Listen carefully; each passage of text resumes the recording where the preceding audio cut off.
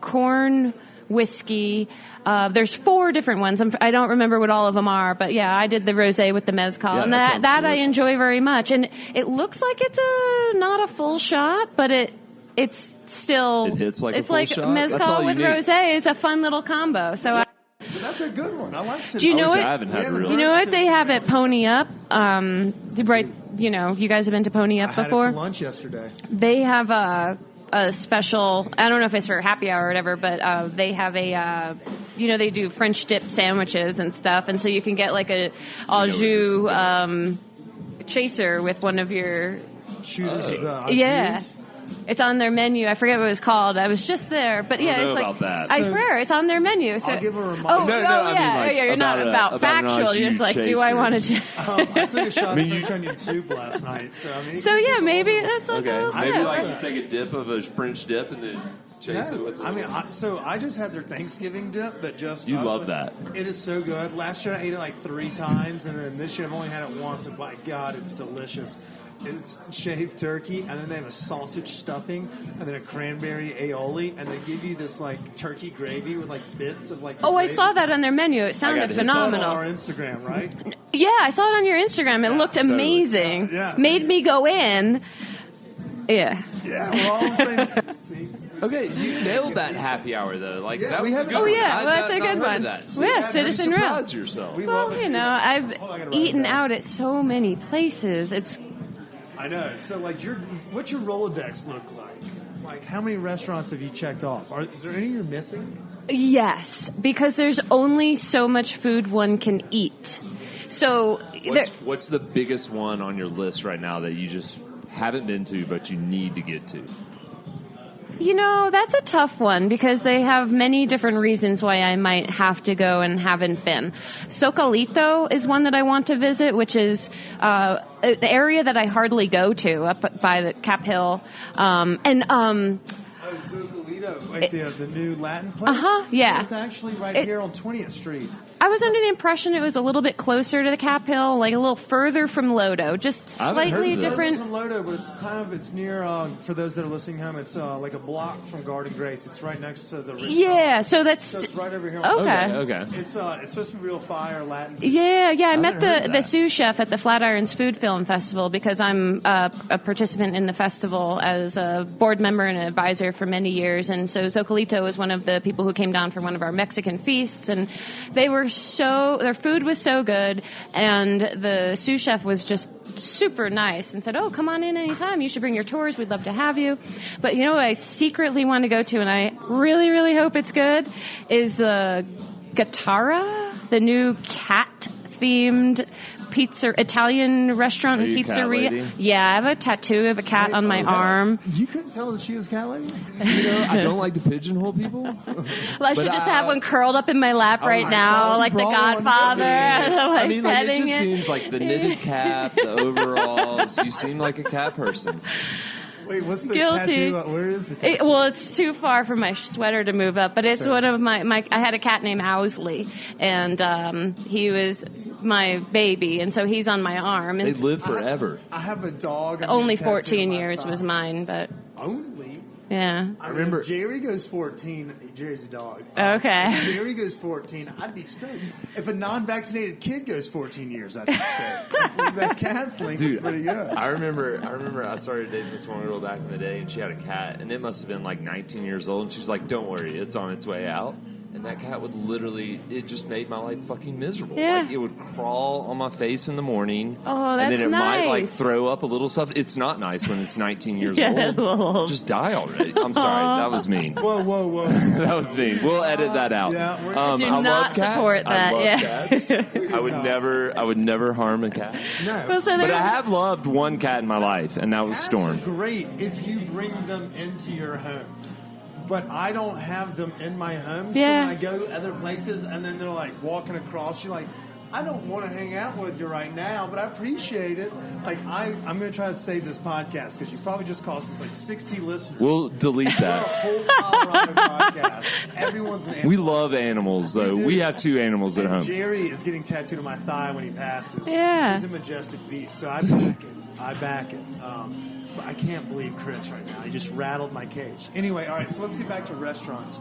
I like it. So the cat restaurant we're going to look into. Well, and the logo is super cool, too, because it's this woman whose hair is kind of going up into a bun, but it's the cat. And if you can picture that, the tail wraps her. Now, let's look this up. Yeah. So I'm dying to try it, and I want it to be so good. It's called Gatara, like Gatara. Are there random cats just walking around? No, but there is a cat cafe on Tennyson Street. Yeah, I've heard about that. Yeah. See, but that's I what. walked past that one, and I thought you were talking about that, and it gave me the heebie-jeebies. I haven't been in because I don't want to be around like 30 cats. But I like my cat. But see, that's what's crazy. Like, it's so funny. Like in Belgium and Europe, like in other European countries, like they have cats all over, like breweries and stuff. Yeah. They keep out. Do you follow the Instagram post? It's called like distillery cats. Oh my gosh, it's phenomenal. Because they kill them. It's all these cats that are like hanging out, but they're against code here in the U.S. So they have all these international pictures of cats that are just passed out on the grain bags and stuff. That's awesome. I think they're walking across the bar. They do. Mice coming to eat the grain, so it's better to have. It's like having a barn cat. Yeah. So we are, in fact, a pro cat podcast, despite what Chris said earlier. That let's get off that. I love cats. I didn't mean anything like that. Yeah, it's too much, and that's a problem with me. Is the conversation always devolves into cats. But I'm a dog guy. But I don't discriminate. What's it called? Yeah. Okay, so we're back to restaurants. We talked about the ones we want to hit. Let's talk about the best meal you've had in the last 6 months, not while eating on the tour. Not while eating on a tour, just while tour restaurant, but best restaurant you've had in the last 6 months. Go. Oh man, this is where you're gonna have to edit it out and like. No, we don't. We aren't going to edit it. No, we don't. But it's like when you got done with that meal and you were just sitting there and you thought to yourself like, damn, like that made me feel good. So, what was that place? In general, almost 100% of the time, I'm going to tell you that experience happens to me whenever I go to Arcana in Boulder. There you go. No, but full disclosure, they've been a big supporter of my business the entire time that I've been featuring them. But that's a fair everything that they do, be it their breakfast Sammy for brunch, which is something that I could eat every day if it didn't have as many calories as it probably has. What's calories? Everything they serve is just so perfectly, artfully created. It's delicious. And I mean, like, that probably goes to speak to, like, Mike Elmore. Like, shout out to Mike. Like, the guy knows hospitality like no other, you know? And that's what those places bring, and that's why you feel that way. Like, because, like, oh, wow, the food, don't get me wrong, is freaking amazing there, because I've had it as well. Yeah, but the hospitality throws that thing, like, through the roof. It's just like every time we go to Tavernetta, like, they know what hospitality means, and when they bring it, like, you just feel that much better no matter what happened in the night, no matter if something got messed up or whatever. Like, that factor just makes it incredible. And I think also, you know, with a place like Arcana, having retained almost all of your core staff from day one is a huge benefit to a restaurant, because so many restaurants start to fail when that although Chef Kyle turnover. left. Right, but you know, like he was there for a very long time, for the life of how long they are, and their front of the house is, I mean, so many of them have now moved to Jungle, so they're still part of the family, but that speaks volumes to the culture. Yeah, absolutely. We got to go to Jungle. Jungle's great. I don't know where Jungle is. It's in Boulder. It's like some of it. Is familiar. I used to be in Boulder for a short while. Yeah. Jungle's kind of like a tiki bar that some of the guys at Arcana started. Yeah. And it's supposed to be a good time. It's legit. It definitely is legit. Good and cocktails. I travel as often as I can. My husband and I travel for music. So if there's a good show that we want to go to, and so we ended up in Chicago, I don't know, Who did you 6 travel years. for? Well, so for that particular show, it was Fish. Nailed it. I was about to say it. Yes. And we were fortunate enough to get into 3 Dots and a Dash, which was mind-blowing in terms of tiki cocktail. And so, you know, that sets the bar really high. And then there's some absolutely shitty, pathetic tiki bars that you just are depressed when you walk in and think, I should turn around and walk out right now. This is obviously a Have you fail. ever been to the Red Bar, which is not necessarily tiki, but it has the frozen cocktails tiki vibe to it. No. Not necessarily. It's a southern place. It sits on the water. And it has, burned down. But they're building. Tiki bars are funny, though. The whole history of tiki bars. Yeah. But I was thinking like on the water. So Yeah. that's apologies to me. Again, words. Yeah, I know. Not a reader. I just want to wear Hawaiian shirts whenever I go to a tiki bar. You can do it. Tommy Bahama, shout out if you want to sponsor us. Yeah, or Faraday. Faraday's a great surf West Coast company. We like to support y'all as well. All right, so that leads me to my next question. So we asked you, you mentioned music. He's more fish than I am, but what was the last best show you caught in the last year? Oh, It doesn't wow. have to be fish. It could be anything. That'll be In Denver. tough. So in Denver, Mission Ballroom Trey, the second night when the disco ball lit up, that was, I would say, one of the best shows because that disco ball blew my mind. That disco of the way ball that is it fucking rotates nuts. in It's yeah. weird. I was like, is it just my mind or No, is it's it not. really rotating like that? Before, But especially at a tap show. this year, you know what I will say, one of the best shows was New Year's Eve.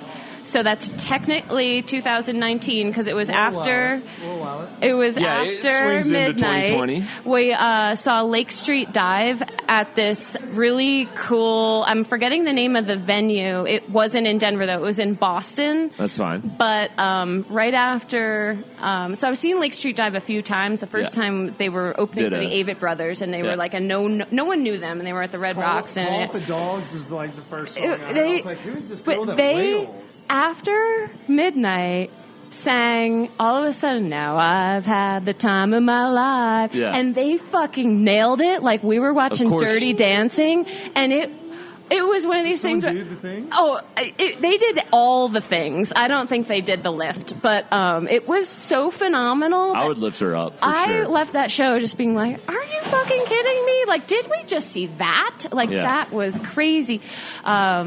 No, I don't know. My husband's definitely a music lover to the point where I have to say we have to stop buying concert tickets because we keep going to so many concerts. But it's fun because we've been to 29 states in the last 6 years. Yeah, just going to see music. How many fish shows have you seen? I don't know. He's seen like 250 or something, so I don't know. I'm not one of the people who counts, so I have no idea. It's somewhere in Basic. Low threes? No, me personally is somewhere in like, I don't know, between 30 and 50. Yeah, I'm with you on that boat What's too. his name from the clinic? I think he had checked off like 100 plus shows. Well, then he had listened before. We fuck with Bass Nectar fans a lot because it's bass, or not bass. Pollock, disco fans. Pollock from freaking Yeah, Rosenberg's. He's been doing fan. shit done. I know, and I always love every year that I'm at Dick's, he's got a sponsor. It's either Famous J's or Rosenberg's or there's a lot of them in the community of restaurateurs. Like Justin Brunson is a big guy who's He's got the lightning bolt tattooed on his leg or his arm, I think. Yeah. Who's that? Brunson. Oh, I don't know, but yeah. I mean, but there's a lot of people here who are serious music or fish fans. In Since the we've food been talking industry. about music, do y'all have plans for New Year's Eve? No. No plans yet. Oh, well, that's perfect because for those What's that going may on? not have plans. Nights of Humphreys, but we also want to plug our show with Leftover. Also, we're doing a little segment with the guys from Leftover. They're celebrating 30 years as a band, and they're doing Mission Ballroom New Year's Eve. But 4 nights of Humphreys, and including Bayless's voice. But I'll edit that out because we're going to try to interview them as well. But Humphreys will be at the Fillmore. For those that are curious, tickets are available on livenation.com. And speaking of which, if you're also looking for a dank dinner reservation, the Wolf's Tailor, Kelly Whitaker's famed restaurant, they just started serving on Tuesdays as well, and they may have some availability. So while you're listening to this, why don't you go ahead and check them over on Open Table and on Resi, see if you can get in to one of the better restaurants in town. Okay, so we got a couple more Denver hotspot questions for you. Okay. Ready? All right. Brew Dogs? Well, actually, what's your favorite brewery here in town? Oh, brewery's really tough because there's so much beer. So but if you just had to pick one. So, if I had to pick, I would maybe pick between like a Crooked Stave or an Epic because I'm a huge sour beer fan. Okay. So those are places that I know, like, solid lineup where I'm going to enjoy almost anything on